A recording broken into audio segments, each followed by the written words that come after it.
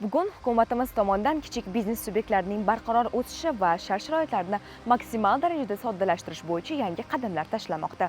Xususan, soliqlar, mehnat munosabatlari va ijara stavkalaridagi o'zgarishlar ko'plab muhokamalarga sabab bo'lyapti. Bugun shu haqida gaplashamiz. Keling, diyoridagi eng ko'p muhokama qilinayotgan soliq yangiliklaridan boshlasak, kafe, restoran va do'konlarda amaldagi 12% o'rniga ixtiyoriy 6% qo'shilgan qiymat solig'i taklif qilinyapti, lekin endi sotib olingan mahsulot solig'ini chegirib bo'lmaydi. Aytingchi, bu yangilik kimga foyda-yu, kim uchun zarar? Marhamat. Yaqinda chiqqan prezident farmoni tadbirkorlar uchun juda ham dolzarb paytida chiqqan, chunki qo'shilgan qiymat solig'i mana ma'lum bir davrda tadbirkorlarni o'sha faoliyatiga kerakli o'sha yordam desa bo'ladi, kerakli bir tizim kiritgandan keyin ma'lum bir vaqt o'tdi. Endi shu soliq bilan kerakli islohotlarni davom qilsa bo'lardi. 6%li stavka nimani imkoniyat berdi? Kichik va o'rta biznes vakillari ularda o'zini mana shu hamkorlar bilan qo'shilgan bir zanjiri bunaqa uzun emas. Ya'ni agar mahsulotni xomashyosi yetkazgan bir hamkorlar bo'lsa, ular bor yo'g'i bitta zanjirdan iborat bo'lishi mumkin. Ya'ni agar olingan mahsulotlarni qo'shilgan qiymat solig'i bo'lmasa, bu soliq 12%li soliqqa aylanib ketar edi. Va albatta buni hisobga olgan holda kimda mana shunaqa bir soliqlardan qo'shilgan qiymat soliqlardan zanjiri unaqa uzun bo'lmasa, albatta 6%li soliq juda ham katta imtiyoz yaratadi va 2 baravar kamroq soliq to'lashga imkoniyat bo'ladi. Va bu albatta kichik va o'rta biznesga qo'shimcha juda ham zo'r sharoit yaratadi va butun to'langan hajmidan 2 baravar kamroq soliq to'lashga imkoniyat beradi. Umumiy ovqatlanish sohasida hozir yangilik 6% ga tushgan QQS solig'i bu demak 80% umumiy ovqatlanish sohasida yengillik deb o'ylayman. Umumiy mamlakat bo'yicha regionlar, viloyatlarda bo'lgan choyxonalar, oddiy kafelar, somsaxonalar ular ko'pincha xaridni, xomashyoni bozordan olishadi. Va u QQSni zachetiga hech qanday ololmaydi. Shuning uchun mana shu 6% ga tushgani menimcha katta bir yaxshi narsa bo'ldi. Mehmonxona va umumiy ovqatlanish subyektlarida alkogol va tamaki mahsulotlarini sotishda naqd pul to'lovlarini qabul qilishga ruxsat berildi. Aytingchi, tahlilalaringiz bo'yicha bu narsa soliq to'lanmaydiganlar aylamiga kirib kelishiga olib kelmaydimi? Yangilikni imkoniyatlarni o'z vaqti keldi. Nimaga?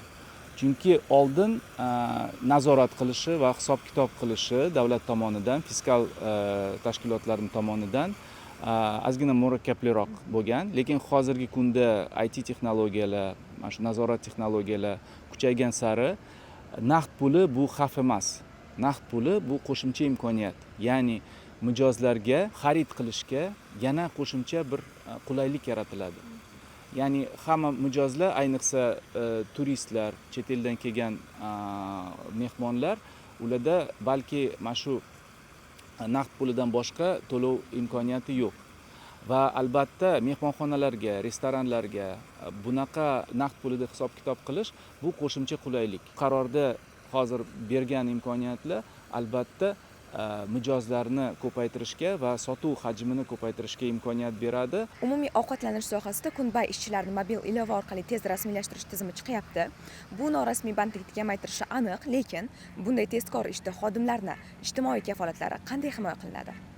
Har bir sohani o'zining xususiyatlari bor va albatta mana shu restoran, mehmonxonalarda ishlaydigan xodimlarni ishga olish, ularni ishdan bo'shash biroz boshqa sohalarga nisbatan ko'proq o'zgarishlarga tegishli va odamlar bir kun ham, bir hafta ham ishlashi mumkin va bu yerda hech qanaqa muammosi yo'q, chunki bu soha shunaqa, bu yerda ko'p yoshlar ishlaydi, boshqa ishdan tashqari qanaqadir xizmat qilishi mumkin. To'liq bir nazorat tizimini kiritish va ko'p hujjatlarni o'sha to'ldirish bir kunga, 2 haftaga kelgan odam uchun bu juda ham buxgalteriya, kadr masalasiga albatta qo'shimcha bir ishini murakkablashtirar edi. Farmonda berilgan imkoniyatlar nimani beradi? Bu jarayonda rasmiylashtirish qulaylashtirilgan. Mana shu toifadagi ishchilarni birinchi ishga qabul qilish va bo'shatish jarayonini tizimlashtirish kerak edi. Ijtimoiy masalalar va nazorat masalalarini albatta IT texnologiya, zamonaviy IT texnologiyalar orqali mobil ilovalarda albatta keyinchalik bemalol to'g'rilasa bo'ladi. Restoran sohasida odam, personal juda ham ko'p almashadi. Bu qanaqadir aynan restoran, kafelarda pul tezroq ishlasa bo'ladi. Va bizga kelayotgan ofitsiantlar, oshpazlar, texnik xodimlari, posuda, idish-tovoq yuvuvchilar, ular kelib o'z muammosini yechib 3 kun, 4 kunga, bir haftaga kelib, keyin qaytib ishga chiqishmaydi. Va aynan shu odamlar bilan katta muammo bor, ularni rasmiylashtirish ishga, mehnatdan hozir bu jarayon olib kelmoqda. Lekin shu odamlarga iltimos PNFL beringlar, iltimos hujjat olib kelinglar desak, ular ba'zilari qarshi bo'lib chiqadi. Buni bitta sabablari masalan aliment to'lovchilar yoki kredit to'lovchilar yoki umuman odamlarda qanaqadir bir yuridik bilim bo'lmaydi va bizda ko'p vaqt ketadi tushuntirishga. Agar biz sizlarni ishga rasmiylashtirsak, sizlarda o'sha ishchi huquqlari paydo bo'ladi. Больничный bo'ladimi, dekretniy, mehnat отпускasi, mehnat ta'tili va hokazo. Lekin mana shu vaziyat ko'pincha bo'lib turadi. Men aytolmayman 30% bir oyda odam almashadi bitta kafening ichida. Va uni yana bitta boshqa tomoni bor. Agar xronometraj, masalan, mehnat agentsiyasidan odamlar kelsa proverkaga, tekshirishga yoki soliqdan kelishsa, har bitta kafeda bitta norasmiy xodim bo'ladi, ishchi bo'ladi. Bu albatta qanaqadir bir katta jarimalarga olib keladi bu vaziyat va mana shu mobil ilova My Mehnat bizga katta bir yengillik, afzalligi shu, keldingmi ishga bo'ldimi, Face ID bo'ladimi, PNFL bo'ladimi, biz seni ishga oldik va uni soliqqa ko'rsatdik. Qanaqadir tekshiruv kelsa ham vijdonimiz toza va hech qanaqadir bir riskka bormaydigan ahvolda bo'lib ishlaymiz. Biz Testa Cafe tarmog'ini 8 yildan beri yuritamiz. Bu biznes o'zi Shavkat Miromonovich prezident bo'lganlaridan keyin ochilishi o'zi yengil bo'ldi, chunki birinchi kafemiz uchun Italiyadan оборудование olib keldik.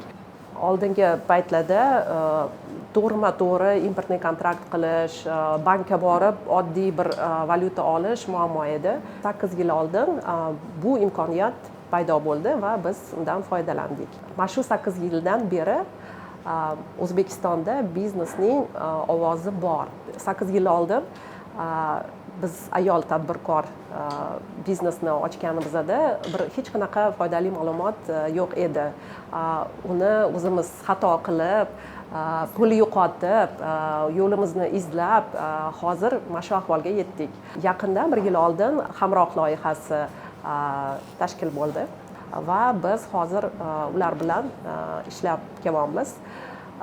Bu bepul o'qishlar, bu bepul konsultatsiyalar ekspertlar bilan, bu imtiyozli kreditlar aynan ayol tadbirkorlar uchun va har kuni qanaqadir o'zgarish bo'layotganda odam manimcha buni yaxshi sezmaydi, lekin orqaga nazar tashlasak 8 yil oldin, 3 yil oldin, 5 yil oldin va hozirgi paytda qanchalik katta o'zgarishlar bo'lib ketdi va biznesga qanchalik katta imtiyozlar, imkoniyatlar berildi prezident tomonidan, shuni aytmoqchi edim.